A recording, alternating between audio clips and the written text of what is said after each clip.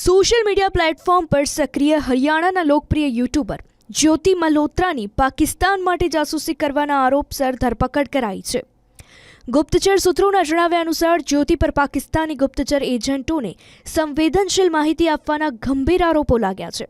માહિતી અનુસાર વર્ષ 2023માં જ્યોતિ મલ્હોત્રાએ કમિશન દ્વારા પાકિસ્તાનના વિઝા મેળવ્યા અને તે ત્યાં ગઈ।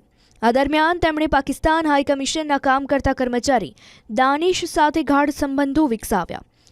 સૂત્રો કહી રહ્યા છે કે અહીંથી જ પાકિસ્તાની ગુપ્તચર એજન્સીઓ સાથે તેના સંપર્કો શરૂ થયા।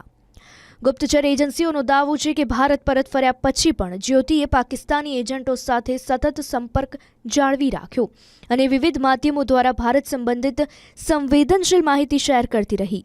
આ પ્રવૃત્તિ દેશની આંતરિક સુરક્ષા માટે ખતરો ઊભો કરે છે। જ્યોતિ મલ્હોત્રાની પૂછપરછ કરવામાં આવી રહી છે અને તેના સંપર્કમાં બીજા કોણ હતા તે પણ શોધવાનો પ્રયાસ ચાલુ છે।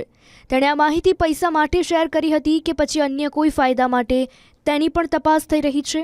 તમને જણાવી દઈએ કે હરિયાણા પોલીસે આઈએસઆઈ માટે જાસૂસી કરવાના આરોપમાં કુલ 6 લોકોની ધરપકડ કરી છે। આમાં યુટ્યુબર જ્યોતિ મલ્હોત્રાનો પણ સમાવેશ થાય છે।